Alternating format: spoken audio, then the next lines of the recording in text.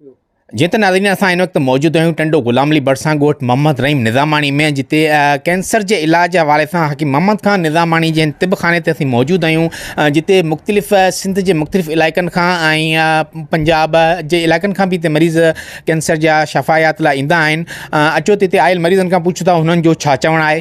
अस्सलाम वालेकुम दोस्तो, जीअं त मां पाण लिवर जो मरीज़ आहियां। 5 महीना पहिरियों मां डॉक्टर हकीम मोहम्मद ख़ान निज़ामाणी वटि आयो हुयुसि इलाज लाइ।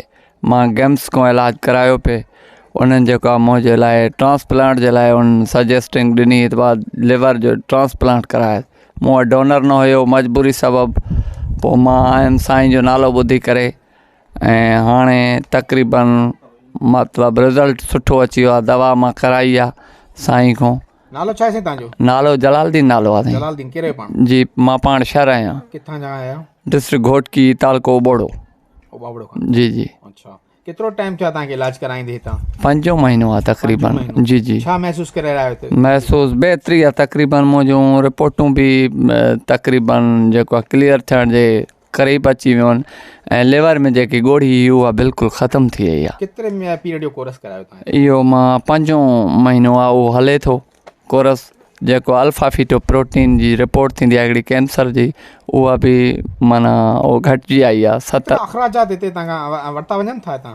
न, तक़रीबन जाइज़ थिए थी, बाक़ी रक़म ज़्यादा न थी वठे। हकीम साहब जेको आहे पंहिंजे ख़र्च ते गरीब मरीज़नि जो इलाजु करे थो। तक़रीबन एतिरो अख़राजात न आहे असांखे एतिरो।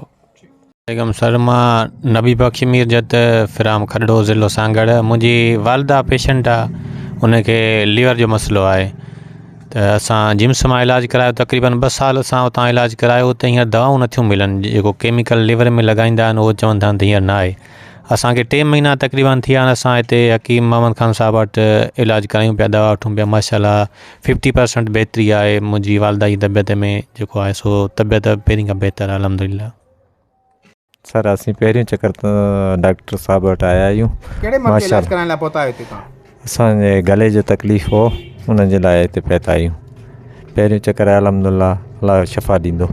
डीपलो खां आया आहियो? जी हा, डीपलो खां आहियां। छा नालो आहे तव्हांजो? मुंहिंजो नालो तालिब। तालिब जी हा। अस्सलाम वालेकुम, मां हकीम मोहम्मद ख़ान निज़ामाणी। ही टंडे ग़ुलाम अली जे माण्हुनि जी ख़ुशकिस्मती चइजे या हिन इलाइक़े जी ख़ुशकिस्मती चइजे जो मूंखे पूरो साल थियो आहे इलाजु कंदे। 1 साल खां 1.5 साल जो अरसो थियो हूंदो। के सैकड़े मतिलबु सैकड़ों जे तादाद सां मरीज़ अल्हम्दुलिल्लाह ठीकु थिया आहिनि। किथां खां मरीज़ ईंदा आहिनि तव्हां साईं? साईं तव्हांजे साम्हूं पंजाब खां वठी पूरी सिंध मां ईंदा आहिनि। अच्छा, तक़रीबन हिनजो तव्हांजो जेको इहो कमु कंदा हुआ हिकमत जो, केरु कंदो तव्हांजो को वॾो कंदो हो या को? मुंहिंजो वालिद साहब बि हकीम हो। मुंहिंजो ॾाॾो जेको सो मीर हाजी मोहम्मद सन जो हकीम हो। ख़ानदानी हिसाब सां अचे पियो? हा, ऐं अल्हम्दुलिल्लाह जेको सो प्रोफेशनल तबीब ऐं FGT जेको कोर्स हूंदो आहे उहो बि मुंहिंजो अल्हम्दुलिल्लाह मुकमिल थियल आहे। मुंहिंजो पुटु बि हकीम आहे, भाउ बि हकीम आहे। ख़ानदान मर्ज़नि जो इलाजु तव्हां वटि कयो वेंदो आहे? 2017 में मूं कैंसर जो इलाजु दरियाफ़त कयो। हुन खां पोइ जेके, छो त कैंसर जो इलाजु अहिड़ो आहे जेको तमामु महांगो आहे, ऐं हिन में को कोऑपरेट त असांखे कान्हे।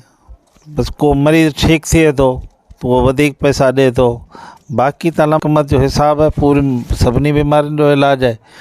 बहरहाल पहिरियों मरीज़ जेको मूं कैंसर जो ठीकु कयो हिन ॻोठ जो माई हुई, जंहिंखे डॉक्टरनि जवाबु ॾेई छॾियो।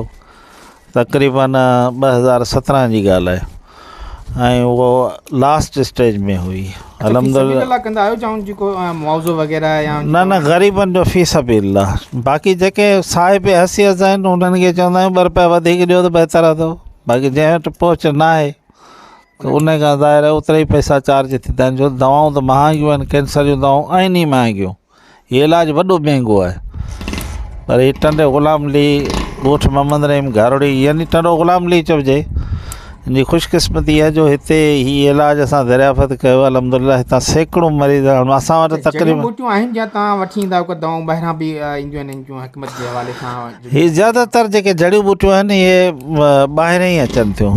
के इंडिया जूं आहिनि, के कश्मीर जूं आहिनि, के किथां आहिनि, तव्हां अंदरि ॾिसी वठंदो। असां वटि को बि मतिलबु त कंपनी जी दवा कान्हे ऐं मेन ॻाल्हि इहा आहे त असां वटि का बि जेको सो मिलावट वारी दवा पेवरली हर्बल ठहे थी उहो ॾियूं था। अलहमदिल्ला मरीज़ शफ़ियाब थियनि था।